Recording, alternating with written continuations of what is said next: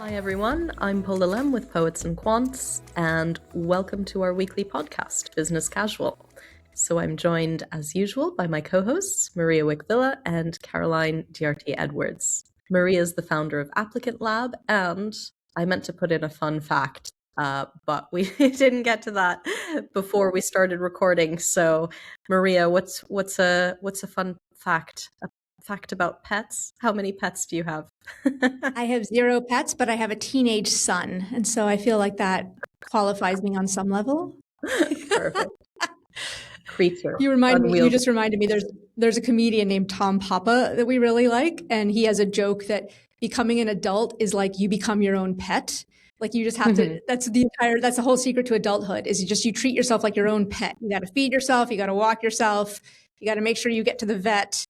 It's just the same thing. So basically, we're all our own pets at the end of the day, is basically. I like it. Agree.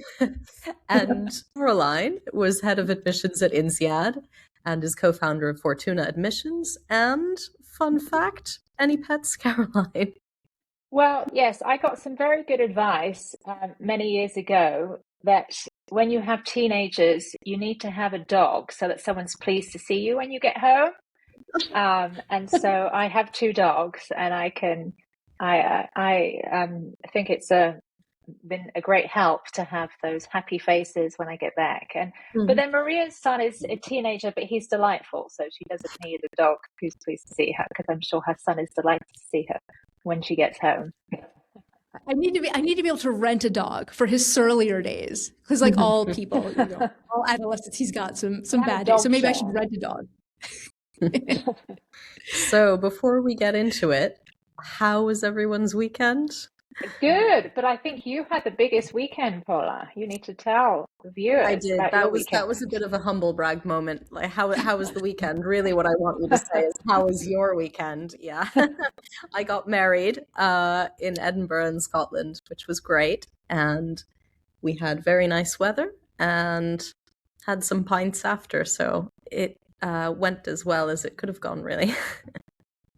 You look gorgeous. It looks like a beautiful day. Thank you. So Maria, last time we recorded, you made a resolution to keep up with the LinkedIn posts. How's that been going? Oh no, I was hoping you had forgotten about that. I have not. I apologize. I am bad. I guess I get the social media lump of coal. I have not been posting on LinkedIn, but I will at some point in the future when I tackle all of the other things on my to-do list that I've been saying for a very long time that I will tackle. It's right there. Item number 172. Yeah, speaking of LinkedIn, I mean, that's obviously one way to get the message out when you're a working professional, but I'm actually curious about the MBA and the pre-MBA. And, where the whole podcast is about admissions. But I'm curious for that pre-MBA set, how important is it to actually keep up with LinkedIn? Is that something that schools are looking at? Caroline, are they going to be looking at what prospective students are posting? It's fair game. So you should definitely update your LinkedIn profile, and just keep in mind that they could look you up. They could also Google you. So you should be aware of what your online footprint is and what is visible. In most cases, they're not going to, just because of time. They're not going to have time to search through. But if they have any question marks about your profile, it's possible that they look you up. So it's important to make sure that there is coherence between what you present in your application and how you present yourself on LinkedIn. So make sure the positions align, the job titles, the dates, descriptions, and all of that. And then it's good to signal your interests as well. So you can perhaps follow some business professors or, particular areas of interest that you have. You can show that you are following that, or perhaps you're even posting something about things that are interesting to you that you're also mentioning in your application. So yes, it's definitely worth thinking about how your profile and also your wider digital footprint will appear if a file reader does decide to look you up. So that was my bit about LinkedIn, and we'll move to our main topic today. So we've been talking a bit about dual degree programs. So this week we've got an article in Poets and Quants on the University of Texas Austin McComb School of Business, which expanded its reach into healthcare education with a new dual degree. That's an MD MBA pathway for medical students in 2 cities in Texas. So using that as a jumping off point, I'd like to ask you both whether these dual degree MBAs are worth it. But before we get into that, what are the main types of dual degree with the MBA, Caroline, and which of those are most popular? Yeah, so there are various types of dual degrees. So one popular example is the MBA JD. So getting a law degree as well as your MBA. And there are several great programs in the US, several options for doing that. Many of them run over 4 years. Normally, law school, of course, is 3 years. So you're saving a year overall, but it's still quite a big time commitment, although there are some 3-year options as well. So that's a popular route.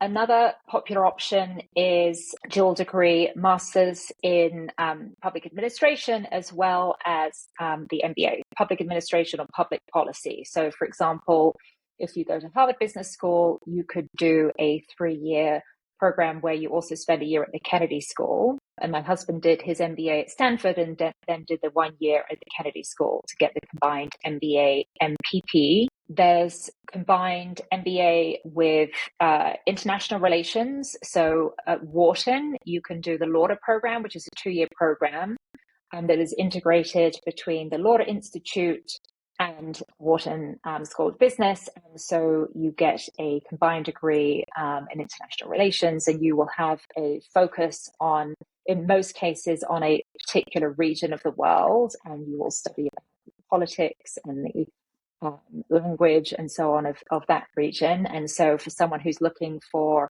an international degree, international career, or looking to work in perhaps non-profit or diplomacy or some role that will require working with government at an international level, that can be a very useful degree as well. There are many different dual degrees. There's also at MIT Sloan, for example, you can do the LGO, which is a combined MBA with a master's in engineering. And that's a 2-year program. So again, they have integrated the 2 degrees so that you save time and you're able to get those 2 degrees in the time you would normally get, for example, just the regular MBA. So very compelling value proposition for someone who has interest in both of those domains. Yeah, speaking of value propositions, Maria, there are obviously lots of different flavors of dual degree. Who should consider them generally? Yeah, I think it can be a wonderful opportunity if somebody really takes a close look at the curricula that are offered between the 2 degrees and asks themselves, okay, what exactly am I going to need to achieve my career goals? I think for some people, it can be incredibly useful to have that broader knowledge beyond just what the MBA offers. I also think, though, that some other people sometimes jump in as what we refer to sometimes as degree collectors, who are just like, well, if 1 degree from Harvard is good, then 2 is even better. And so they jump in and they apply for it. And then once they get there, they realize maybe I didn't really need this. So they do come with trade-offs. So for example, some of these programs, sure, it's let's say the JD MBA, you can get it in say 4 years instead of 5, but that does often mean that for your MBA electives, you're going to have to sacrifice electives in order to complete the requirements for the JD. Or for some of the other dual degree programs, you might have to start in June with some sort of a prerequisite, pre-MBA session in order to get all of that coursework in. So you might sacrifice a summer. So there are definitely trade-offs to make. And then also sometimes there can be higher tuition as well. So for the Lauder program, I actually just last week had one of my clients reaching out to me that they got accepted to Lauder and now they're getting cold feet. And they're saying, well, but I have to start, I have to sacrifice this and I'm not going to get to take all of the electives that I wanted. And it's X number of dollars more. So this is part of why, bringing it back to the application angle, this is exactly why schools ask, like, why do you want this degree in their essays and in their interviews? It's because they want to make sure that you've actually thought about it. So for the right person, it can be a fantastic way to augment and really broaden out their education. But just make sure that you've really looked into it and that you're being a discerning consumer. How selective, Caroline, are these degrees? Do they tend to be harder to get into than just a straightforward MBA? They are extremely selective, and in many cases, you have to be accepted to both programs. So you're going to two admissions committees. So that does raise the bar, I think, on getting admission to those programs. So yes, they are. It's not a back door into the schools by any means. It's actually a little bit more complicated. It's more work, and you have to pass the committee in two cases rather than one. And Maria, you were sort of issuing a bit of caution there about necessarily going for one of these dual degrees. But what sorts of options do they put on the table that wouldn't necessarily be there if you're just going for a straight MBA? Well, I think, if you do want to delve more deeply into another field that is at the intersection of business plus something else, for example, public policy, Caroline, I don't know if she wants to talk about her husband, Heriberto, who did his MBA at the GSB and then got his degree at the Kennedy School.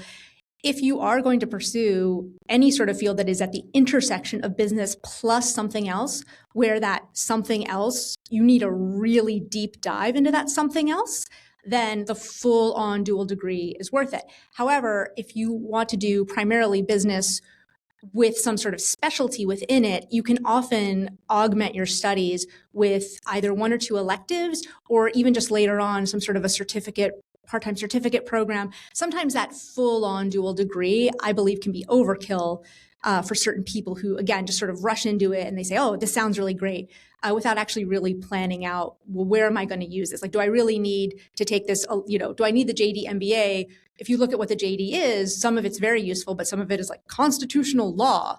And so cool, intellectually stimulating, interesting, but maybe not super useful. So there can be other ways to get that education as well. And I do want to ask you about this law class you took shortly. But first, Caroline, tell us about your husband's experience with the MPP. Yeah, so he applied for the dual degree because actually he was thinking about going to politics at some point. So what he thought was that he would work in business for a few years and then go into politics. And in fact, when I met him many years ago, he said that his ambition was to become president of Mexico. Anyway, he, for various reasons, has decided not to go into politics in Mexico, not least because it's a rather dangerous profession. But so that was his initial motivation. So as it turned out, he did not go into politics, but nevertheless, it has proven itself very valuable. So he was sponsored to do his degrees by Cemex, which is a Mexican-based but international cement company. And when he graduated, they sent him to Asia to do business development. So he was working on making investments and acquiring cement companies in Southeast Asia. And he had to deal a lot with government. So some of those companies were government owned or government had investments in them. So that MPP background was extremely useful. And then when he left Cemex, he went to work for Alstom in France. So Alstom Transport is a company that builds high-speed trains and metro systems and tramways. And he was managing a region of several countries, Eastern Europe, some of the Middle East, and some of Africa.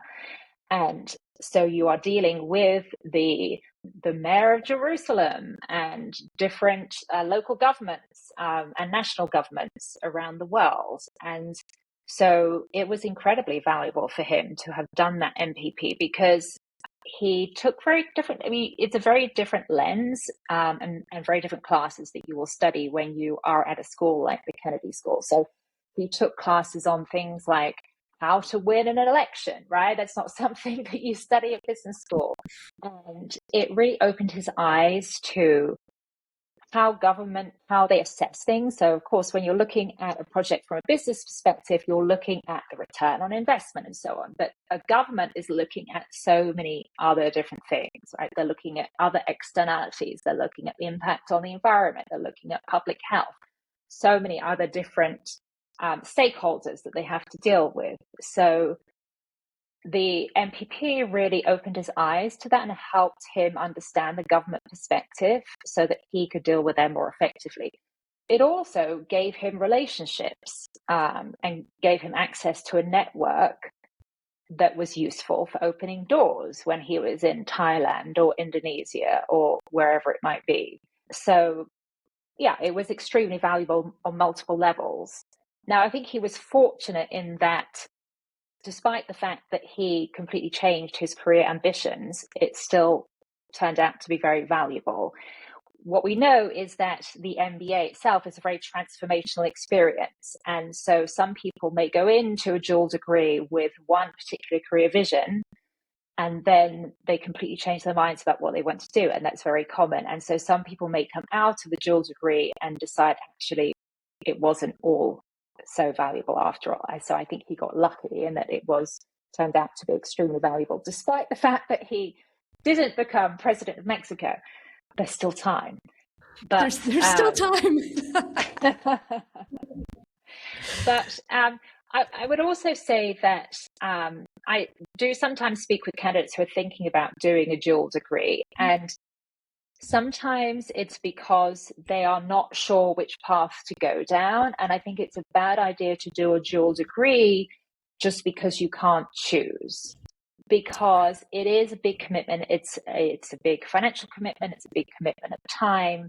It does also impact your experience when you're on the program, because if you're juggling an MBA, for example, with a JD, then you have an integrated curriculum. You are going back and forth between two schools. You won't graduate at the same time as your classmates necessarily.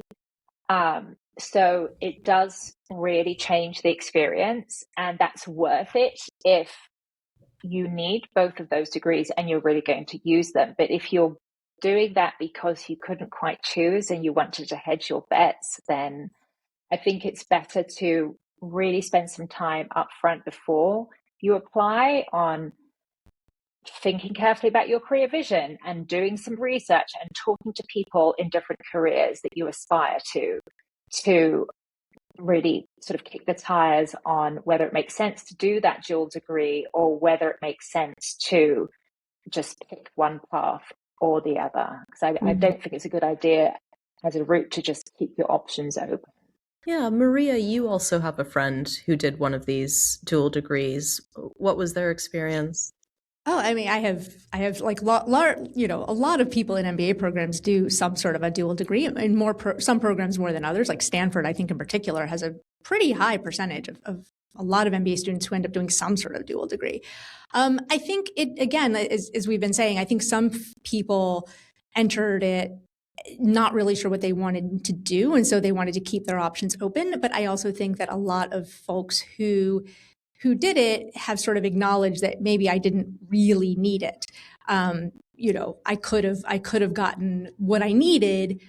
Like, yeah, that subject was interesting to me. I enjoyed studying it, but did I really need an extra year of school, an extra year out of the workforce, an extra year of tuition?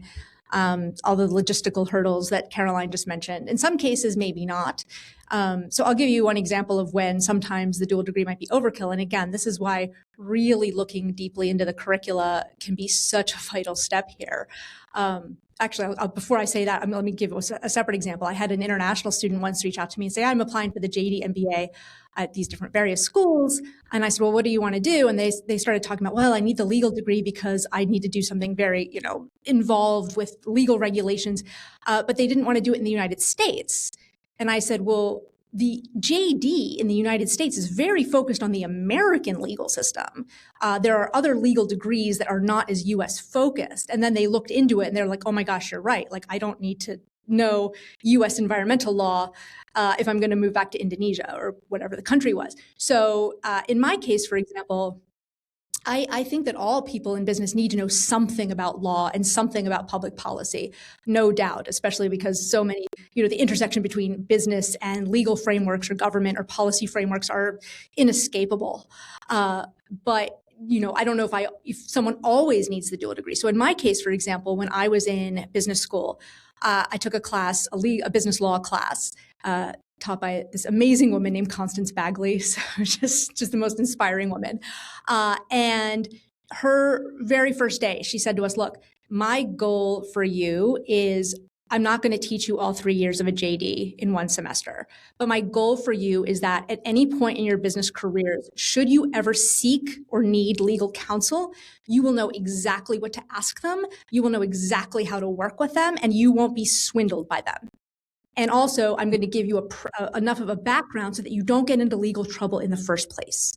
So we covered all sorts of things like what is insider trading, VC term sheets, employment law, all the big business aspects of management. So we didn't talk about constitutional law or civil rights law or some of these other things quite as much. We just, any topic that you might encounter as a business person. And I've found over the years, and my husband, I actually took the course because my husband, who was a year ahead of me, recommended it. And we have, that is one of the most valuable classes we've ever taken because we know exactly, we're not lawyers, but we know how to work with the lawyers when we have to and how to push back and how to cooperate with them, et cetera. So really, again, be an informed consumer, really try to picture yourself in the future. And if you're like, I don't know what my job is going to need in the future, well, no one does. But then ask people who are senior leaders who have roles that you might aspire to one day and say to them, do you ever wish you knew a little bit more about the law? And they might say, yes, there's so many times I wish I knew more. Or they might say nah, it's fine. That's what we've got the general counsel down the hallway. That's what she's for. So, really, again, just do your homework. So that way you really maximize your time and money. I mean, that's the tricky bit though, isn't it? Figuring out what you might need in 20 years time. I mean, Caroline, you said you have an anecdote about your sister who's a doctor and then, how about you? You tell us the anecdote. Yeah, sure. So she's a doctor, and so 20 years into her career of practicing, she finds herself in a management role, and she hasn't studied anything or have any experience really that has prepared her for that. So it was a huge learning curve for her. And so I can see how doing a dual degree in medicine and an MBA could be very valuable for someone who ends up in a senior management position, managing a large department, many people, massive budget, etc. But that's difficult to anticipate, I think, when you are at medical school. And also, medical school is just such a big investment and time commitment that I'm not sure that she could have contemplated taking on the MBA at that time. But I can certainly see how those business schools are critical to doctors, especially at the later stages of their careers. Yeah, I mean, maybe we could talk a bit about alternatives. Maria already touched on this, but obviously there are sort of courses that you can take to brush up in certain areas, shorter certificate programs. Are there any particular ones, Maria, that you wanted to tell us about? Yeah, I think, a number of business schools have actually figured out exactly the use case that Caroline's sister found herself in. And so there are a number of part-time programs that are like masters in healthcare management, the executive MBA in healthcare management. So that way, if a doctor finds themselves in a position where they eventually need these skills, they can get that degree, but they don't have to go full-time back to school, right? They can do it part-time, sometimes online, and very good schools. I mean, Columbia has one. A lot of schools, many of the top schools will have something like this, precisely to answer this need that Caroline talked about. And I do think that many doctors, if you want to be a practicing doctor, you may not need the business degree, but maybe later on you become a solo practitioner, and then you might say, well, I might need a few more business skills to manage my own business. Or in my case, there was a woman in my class who did the MD MBA, And she today is, she's an emergency room physician, Dr. Daria, but she's also, creating an online course called No Panic Parenting. And so I'm sure that her MBA skills are helping her conceive of and market these sorts of programs, I can imagine. And so if you think you might want to be on the management side of medicine, or running your own practice one day, then it might be good foresight to start investing in these skills early. But if you don't panic, because there are in fact so many part-time and executive programs in the future that will fill that gap should you need it. Yeah, no panic parenting is a course I think I should probably take at some point. We'll all sign up. I know it's a baby proofing course, but who knows? Maybe she'll expand to the older age groups too. And that kind of segues nicely into our final question before we sign off today, which is, what's been taking up too much of your mental energy lately? I think mine is worrying about things that don't matter. Maria? Mine is worrying about things that feel like they do matter. No, I mean, the same old stuff. I mean, it's the end of the school year and we've got AP exams and final exams, and we're also selling a house right now, which is it is not a stressless situation. So, let's go. But hey, it's life. I mean, I don't think there's any point where there ever isn't anything like, yeah, all of my stresses have magically gone away. It's like the mythical to-do list that will one day be completely finished. It's like, I think the stress-free life is a myth, but maybe just for me. I don't know. For me too, I think. Yeah. Caroline, what's yours? Well, my second daughter has to commit to college tomorrow, and I'm not quite sure what she's going to decide. So she's keeping us waiting until the last moment. So we'll see. I'll let you know next week what she decides. Exciting. So, yeah, amazing. She's been, we've been having discussions with schools about scholarships and different things. So it's been an interesting process. Oof. Well, good luck to her.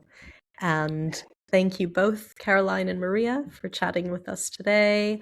And please come back. Thanks everyone for listening first. And please come back next week if you liked our talk today. And also check out poetsandquants.com. Thanks everyone.